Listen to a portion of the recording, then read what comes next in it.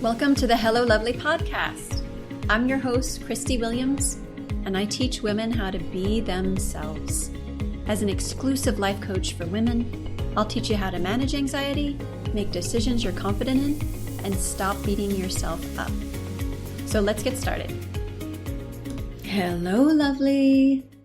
You are in for a treat today, babe. Today's topic is how to practice love. L is for the way you look at me. We could really say the same with loving yourself. How do you look at yourself? When you don't love yourself, you're more critical of yourself. You kind of get stuck repeating things you don't want to do over and over and over. And then you're like, why? Why do I keep doing this? Some judgment comes in there, critical of ourselves. And then it's almost like this feeling of like, I'm going to just not try anymore because obviously I can't do this. Then you may come back to something, but the cycle repeats. That's kind of what it looks like when you don't have a deep love for yourself. You may be more reactive to what people say to you or get triggered a lot and make it mean something about you and not even realize it. You possibly are judging how you look or tell yourself you should know things by now. And then instead of taking action to learn or change direction so you can have different results, you just keep saying that to yourself. I should know this by now. I should know this by now. Oh, but nothing really changes. So that's kind of like a basic overview of what it can look like. And because this is so prevalent, because this is so common, because we just haven't learned how to do it really, there is a lot of self-development talk out there about love. Just love yourself. What the heck does that mean? I used to hear that all the time and say to myself, you know what? I mean, I don't completely hate myself. Like, I guess I love myself. It was really confusing for me. And just the idea of saying, yes, just love myself, kind of dumb. Like, just being honest with you, I was like, no, like, well, that's not for me. And clearly that's ridiculous. All right. So it's really hard to practice something you don't know how to do. And if you have a similar feeling to this, or you may be like, no, I really know I do not love myself. You are both in the right place today. Okay. A lot of my clients aren't comfortable with feeling love for themselves. It feels foreign for them because when they grew up, it just wasn't a practice. So whether or not they grew up with a lot of love around them and they just didn't feel it, or it just wasn't part of the environment they were in, their little bodies, their little brains, when they were little, didn't get to practice love as an emotion. Okay? So if you didn't feel loved as a kid, or you didn't feel love a lot as a kid, you didn't get to practice feeling love a lot. So just like anything that there's a practice for, like the piano, you can't just start practicing Moonlight Sonata if you don't have the basics. So you could go up to the piano and you could kind of like bang on the keys, or if you weren't banging on the keys, if you were even like trying to figure it out, you could make some noise there, like you could try and do something there, but you're not going to play the song you want. You're not going to play Moonlight Sonata without the practice, and you're not going to feel confident doing it. And you may have the same reaction. You might be like, I can't do this, as if it was something to do with you. And I'm here to tell you, babe, it is not. If you don't have the basics, just the little basics for piano, like notes, right? Just one basic, it will feel more of a struggle. It is the same with love. I'm not even playing. It is the same with love. If you didn't practice it a lot, it's not going to feel familiar. It's going to feel weird. You're going to be like, it's me. And that's just not the case. You just need the basics first. Otherwise, the time and energy that goes towards loving yourself, air quotes, won't feel productive. And it's overwhelming when you tell yourself you should love yourself more, when it's simply something that just needs practice and familiarity. Like, and you just don't have those basic skills. Like, you know and understand the concept of the piano, for sure. Like, you're an intelligent woman. You understand the concept of loving yourself. It's just something that needs a little more practice with the basics. So practice on purpose. So it's not a lack on your part in any way. In any way. We know what we know, right? So instead of being like, I still don't love myself, why bother? Must be me. And we go around telling people like, I just don't know. I'm just not able to. I can't love myself. As if that is a fact or a limit to you. Not the case, beautiful. Oh, I'm so happy to tell you that. Oh, celebrate. You are capable of feeling this love, and you always have been. Okay. So first, let's clear up some fears about love for yourself or self-love. I'm actually going to link a really great article into the show notes for what is self-love. It's from the Brain and Behavior Research Foundation. I'm not associated with them in any way, but when I was researching on the definition for this, I just thought they had a really great definition. It's just so basic, and it just talks about really what self-love is. I'm going to go over some of the fears because I know some of you are getting uncomfortable about that word, self-love. No worries. I got you. Okay. But yeah, so it's just a great article. Check it out. I linked it in the show notes. Okay, but let's talk about some of the fears about loving yourself and just clear those up right now. 1, it's not selfish. 2, it's appreciation for yourself. Appreciation for something is unselfish. Okay. 3, you will not become a pompous jerk. I should have made that number 1, right? 4, you will not neglect your responsibilities. And 5, you will not become obsessed with yourself. And I'm just laughing because you guys, these are real fears. Right? Like, not only the women I work with, but legit myself.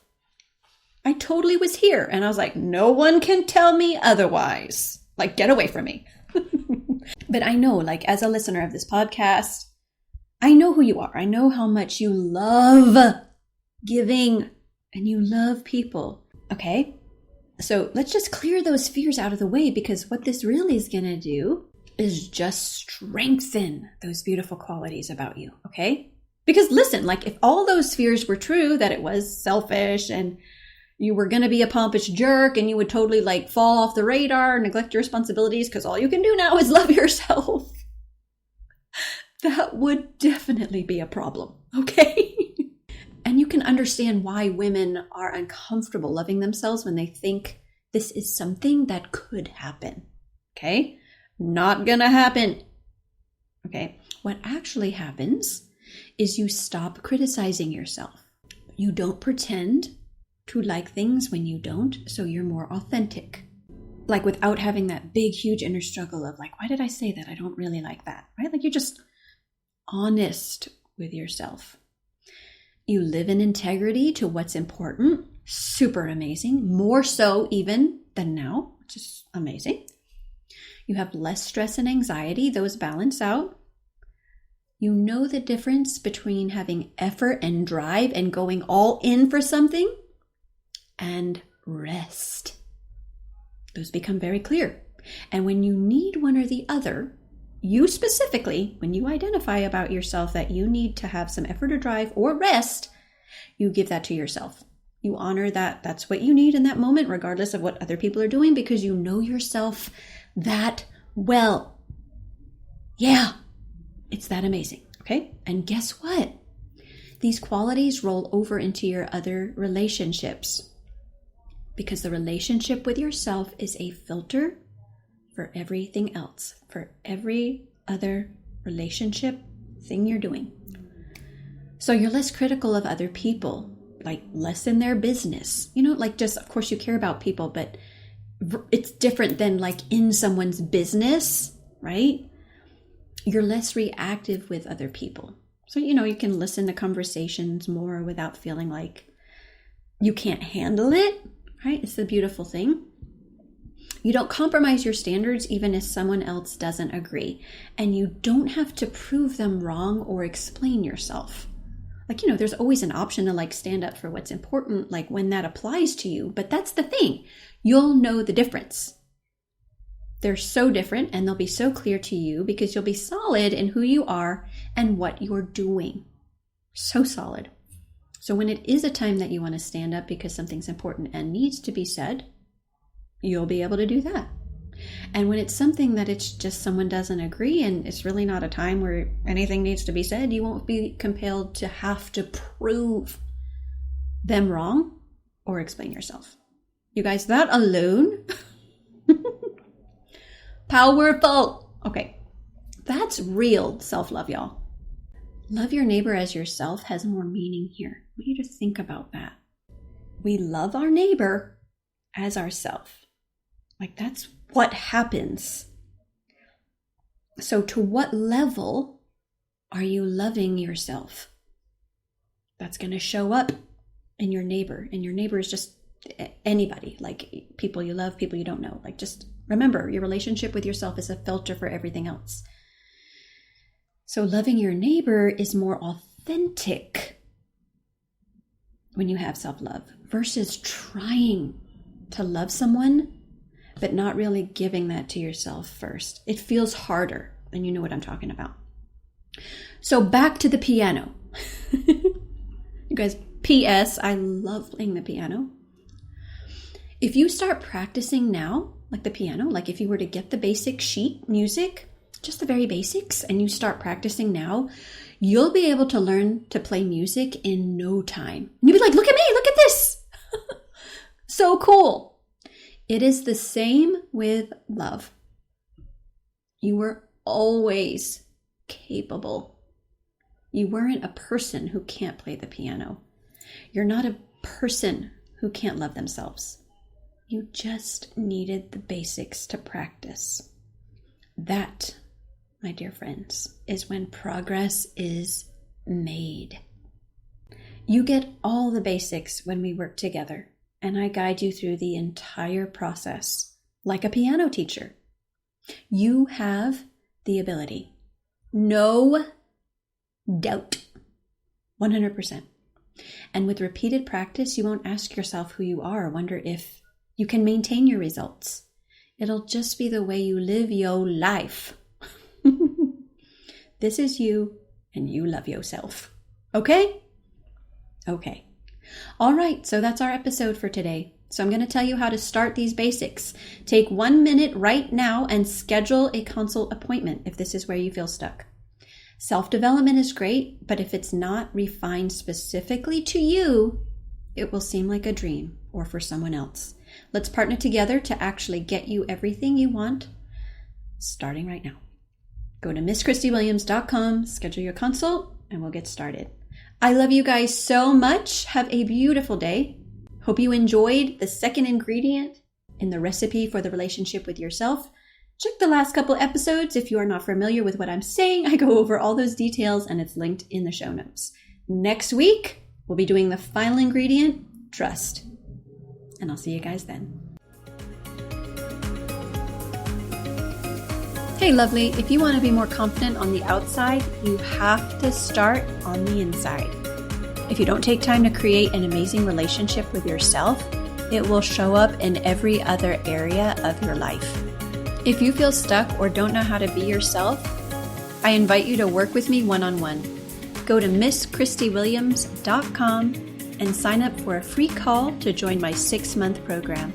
That's MissChristieWilliams.com, and I'll see you in session.